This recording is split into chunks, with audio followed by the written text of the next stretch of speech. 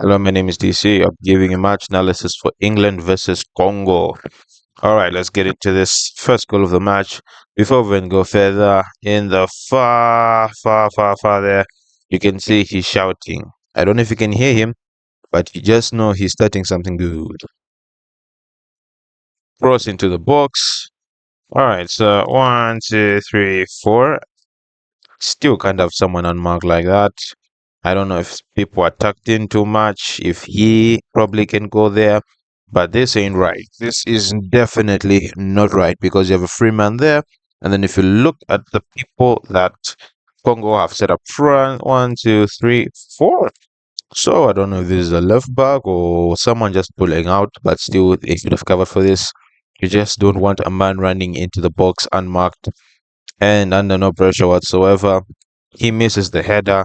You know what? You could say he was in front of him, and then here. Bam. So I do feel he could have started his run a bit earlier. So he misses the ball, and then this is where you immediately use your what can I say this? The foot that you land with, right? You land on, let's say you land on your left. Your right leg will now put you towards the danger. And then you see, he has to go around. If he just landed and then immediately went on, he could have got there just that slightly bit quicker. I mean, he's alone, right? And then he decides to shoot. I feel Pickford should be getting this. And funny enough, for me, if that's a David De Gea, he's saving that with his legs. He's not going. I don't think David De Gea would go with that. He's using his legs, and then it goes underneath him. So you see, when you strike it flat down, like keeper has to go down, right? And sometimes it's not always that they go flat down. Sometimes they have to drop their body, and sometimes it creates this little bit of space here in which the ball can just travel underneath. So personally, for me, I don't know if he went with the right choice of going with his hand because that ball was really flat. I do think he could have probably used his legs there. Anyway, great goal, extremely good goal. Okay, let's head on to the next chance of the game. And then with Congo, I did feel a bit frustrated with how they were defending in this game, if I'm to be honest. All right, so I don't know. Maybe people in the maybe you could just comment if you thought Congo were just leaving themselves way too open or just making the same mistake. So these are some of the mistakes I'm talking about. This is Harry Kane, right? This is Harry Kane, top goal scorer for England. He has about 70 odd goals for himself in this particular season, and it's still continuing since he's in the World Cup scoring goals. You'd probably want to sign someone to be extremely close to Harry Kane. And then you'd also want someone to be just near Bellingham because his box crashing ability is extremely good. He might not be the best striker, but if he's running into the box, trust me, he's going to get where he wants to. He's going to go where he wants to go. Okay, so 1v1 here, right? And he's watching everything. He can see everything that's happening. So let's look at the box. 1, 2, 3, 1, 2, 3. So I'd personally like, I would want him to go there. Then I'd want number 8 to be just in behind number 14, just in case of cases. Number 14 should immediately start running, put himself. I wouldn't want him to be here. I'd probably want him to be here so that he can engage on Madueke, or if possible, immediately run to the other side. Does he start off early enough or does he take his time? He takes his time because this is a professional, the best of the best. You give you. I think he walked about 3 steps in about that time. Your teammate is already beaten, and he's way too straight. Both feet are planted to the ground, and then his body is facing that way. So Madueke just takes it away. Madueke is a surprising player because he's really good sometimes in 1v1, but the end product, as people say, is the problem. And then he is pointing. I don't know why he's pointing because, funny enough, people that usually point are the ones that are in the best position to do something. That's one thing I've noticed about football. And funny enough, instead of pointing, if he went to run, right, and then he immediately went to cover him, this could have been a completely different situation, right? So Madueke gets past him. Number 4 keeps on moving back.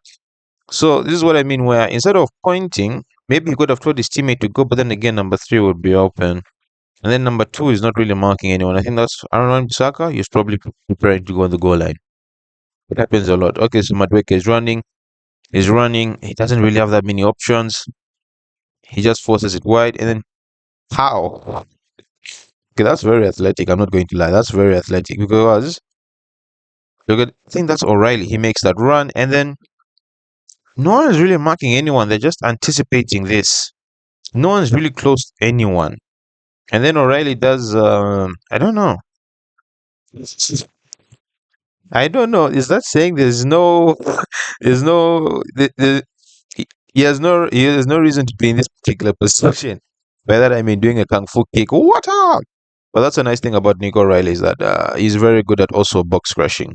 Rashford, Kane, and Mark. How many Congolese players do we have this side? One, two, three, four, five, six. Yay! And it's really painful when you see this number of players in and around the ball or the player with the ball or just and then you find people unmarked. And even though there's still about all these players, everyone goes and misses everything. But Wan Bissaka, the smart guy, very good, decent right back, I think was a bit unfairly treated at United because when you watch Dallo, you'd ask, why is Wan Bissaka on the bench? And then Rashford, usually you have to sky that. You have to, not sky, so you have to roof it. You don't have to go low. But good block by Wan Bissaka. So Congo were inviting a lot of pressure on themselves. All right, so same thing here. Everyone's pushed out to one side and then they leave room for the player that's here. And then you might say, no, the ball has to travel. But then if it's traveling, you're expecting the person to at least make a reaction. All right, puts out the cross. Okay, so this is okay. This is okay, all right? And then whoever, I don't know if he's supposed to go with Wan Bissaka. I'm not sure. From he gets the ball, he's giving him too much time. Too much time. And then okay, I can get that. He takes the space. No problem there. No problem whatsoever. I was going to be a bit hypercritical because the ball does travel a long way. I do feel maybe he could have cut this off earlier or probably provided more pressure, but you know what? I can respect that. He doesn't get dragged in too easily. Waits for it. Now, Wan Bissaka has been running unmarked. I don't know if it's his job to take care of him. I really don't know. And mind you, yes, you would say he's offside, but if Wan Bissaka goes to and then he's there, is he really offside? And don't forget, Wisa is also making a run, and this is way too much of a space. This is too much of a space. Because I mean, look at this. And then Wisa is running unmarked. You're allowing people. These are the small things people don't pay attention to. But when you face a nation with a proper goal threat, by that a striker or a team that will punish you, these mistakes become more apparent. But this really needs to be fixed. And I think it also happened in that Croatia game when two Croatia players were together, no one in between them. And then Juan Bissaka, this is what he was criticized a lot for when he was at Man United, which is crossing the ball into the box. Boom. And then Wisa, that should be going into the back of the net. And it's a situation where he wants to be very accurate. So just let Wisa run. He was with him a bit further, right? Let's see how the ball goes. And then mind you, this was also a deflected one. Ooh, crazy deflecting, right? Yeah, he was here. One Chuck is a good player. He goes for the right option, right? Because trust me, it's very easy to Skype ball that's coming like that. So what does he do? Huh? Yeah, it's just okay. People would say, no, it's not that. No, no, no. As long as it's on target, it's on. If it was on target, it's not on target. It's at the post, right? But he does the right thing. He's trying to be too accurate. He's trying to take the ball into to a corner. When the ball comes in like this, sometimes you don't have to. He wants to, he wants to hit the side netting, but he didn't even have to go all the way. I think he was trying to be way too accurate and trying to get a beam net or just to focus on the side netting. But if he just hit it straight, he probably would have scored. If he just focused it on just taking the ball straight, probably would have scored. Because I'm not going to bother too much on his technique because we've seen players sky it. They just take the ball into other places. And Jordan Pickford is diving the other way. So if he just hit it straight, that goes in. If he just takes it straight, that goes in. You're trying to be a bit too accurate there. Yeah, I know it's being, but sometimes yeah, it's a certain moments in football whereby you can afford to not take the ball into the full corner, just get it past either over the goalkeeper's arms or shoulder, whichever that may be. But that's another chance wasted by Congo. So now this one frustrated me a bit. Once again, Craig, this is a high line. There's not that much pressure on the ball, and once again, Harry Kane has been left alone, and then there's a gap that's there for Harry Kane to run in. I mean, it's getting suspicious, and then even that is not the big problem here. They are not they are not in line with each other. You're playing a high line. Trust me, you want everyone to be straight. You cannot afford to risk playing someone on side. You have to be. I mean, it's the line. So they're practically. I know Marcus Rashford is there, but come on. That's why I said if you need pressure, pressure helps.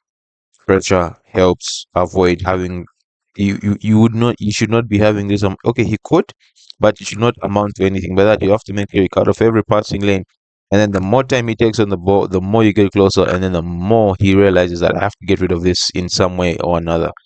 All right, let me delete that. So boom, that's too easy of a pass. That's too easy of a pass, right? So either one of these players, let's see, maybe. All right, so Wharton is going. I still don't feel like they're set up right in a way, right? Because there are two players here. I think one should be slightly in front of Bellingham just to discourage that pass. And then people would say he's open, but this is a much more difficult pass. And by the time the pass is reaching, he can actually go and pressure the ball. So you've given Bellingham. No, I hate it when players position themselves like this.